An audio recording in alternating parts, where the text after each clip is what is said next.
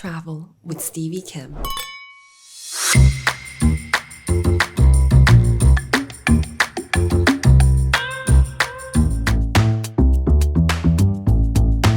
Io sono stato spinto da una persona la quale mi ha detto: perché non vai a provare a fare questa cosa che potrebbe essere molto interessante? Ma era Pedron. Era Pedro.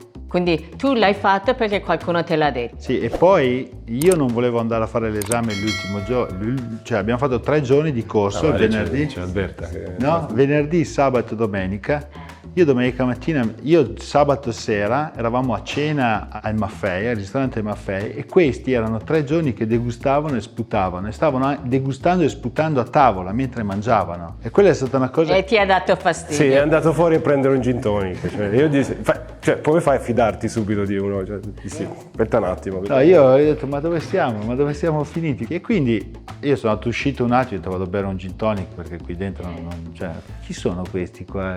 Poi sono entrato e stavano bevendo mi ricordo ancora, un Taurasi brettato che urlava, no? E nessuno diceva che era brettato. Io a quel punto ho detto: beh, qui non capiscono niente.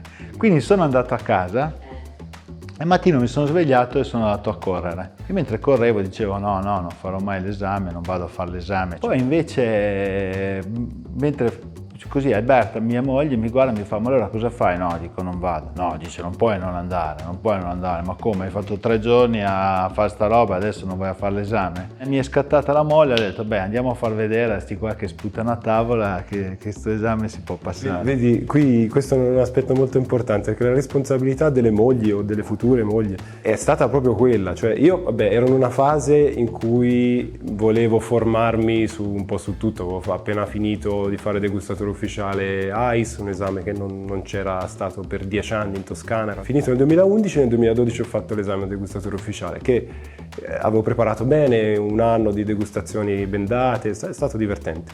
Poi dopo ho detto: che faccio? Relatore, però politicamente non era possibile, diciamo, in quel momento. Quindi ho fatto la patente nautica, ho cominciato ad andare a vela, a fare regate, formazione no matter what. A gennaio ho letto questa cosa del simposio dei Master of Wine a Firenze, che non sapevo che fosse, però mi sembrava un qualcosa di respiro internazionale. Avevo letto il programma, sembrava una roba veramente interessante. Quindi io prima mi sono iscritto al simposio e dopo ho saputo, perché ero nella mail list, che ci sarebbe stata questa introductory masterclass da Masi qui in Valpolicella, e anche lì la mia moglie, come dici tu, oppure futura moglie. Sì, tua moglie. Lei ha detto: tua ragazza. Guarda questo. Un figlio insieme. Cioè.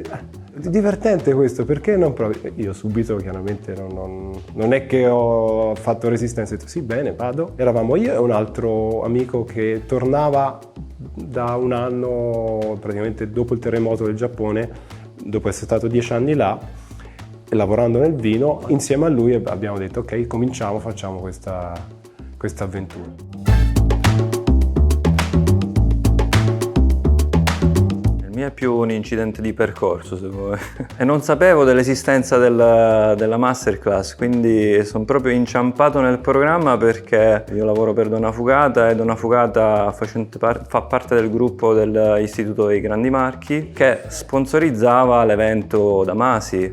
Quindi il weekend era previsto che andasse José Rallo insieme a una collaboratrice del marketing, e il figlio di questa mia collega Laura si era ammalato proprio il giorno prima, ha chiesto a me di andare. Oh, anziché così, lei. Esatto, così io... Adesso al suo posto? Assolutamente, sì. Sì, è davvero penso la storia più curiosa all'interno del programma. Così sono partito. Ero un po' titubante in realtà, perché ho pensato quale potesse essere l'interesse, ero abbastanza in difficoltà con l'inglese. Anche lì la mia compagna ha insistito, ho detto: perché no? In realtà alla fine dei 3 giorni non volevo neanche fare l'esame, perché dovevamo tornare su Bergamo e dovevamo prendere l'aereo. Non volevo fare l'esame, alla fine mi sono convinto e era andata così, insomma.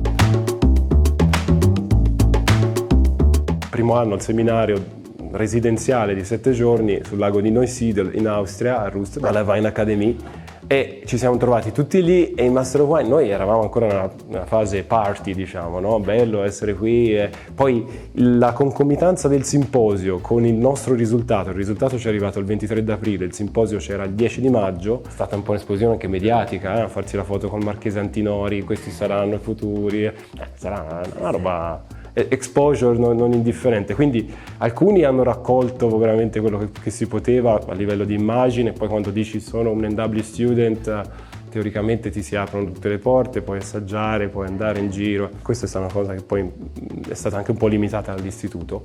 Allo stesso tempo ci siamo resi conto a Roost che i Master of Wine, che di solito sono quelli più freschi che vengono a insegnare a Roost, ci davano delle considerazioni sulla propria esperienza di Roost che erano abbastanza diciamo grottesche. Dice io pianto tutta la settimana. Lì penso che sia stato il primo momento in cui abbiamo cominciato a collezionare tanti schiaffi nel programma, perché già dal primo giorno, quindi la sera c'è il benvenuto e poi l'indomani già si fanno delle prove di esame, ci siamo resi conto che la realtà era, insomma, la conoscenza richiesta andava ben oltre quello che al momento, almeno io personalmente avessi, così nuovi stili di vino, nuove denominazioni, vini che non avevo mai assaggiato, perché... C'era la domanda tipo, cos'è che ha detto?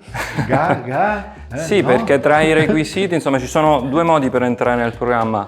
Gannaccia. Tra i requisiti certificazione WSET, approccio Sì, perché nessuno di voi all'enografia. tre ha fatto WSET. Esatto, ma la masterclass dell'introductory, diciamo, program for the Institute of Master of Wine serviva a quello, serviva ad avere studenti dalle regioni, dagli stati mediterranei, bypassando la necessità di avere WSET diploma. Quindi ti veniva data una certa infarinatura, Sì, chiaramente. almeno a systematic approach. Esatto, e ti veniva data una reading list che io insieme a quest'altro ragazzo, siccome il suo employer pagava tutto, abbiamo comprato tutti i libri e io me li sono letti come se fossero romanzi di Ken Follett, capito? Ho letto romanzi di viticoltura, robe così, e quindi ero abbastanza avvezzo al linguaggio, ero già dentro, però non avevo minimamente la struttura. E qui i due tecnici poi dopo sono arrivati a essere molto importanti nel percorso, cosa bellissima. Nel 2014 compro a cifre astronomiche la Sotheby's Wine Encyclopedia 6th edition, usato tra l'altro perché non ce n'erano, hanno finto di stamparli. 5 anni più tardi noi tre la parte italiana l'abbiamo scritta. Beh, di una quel bella libro. rivincita. Insomma, non è male.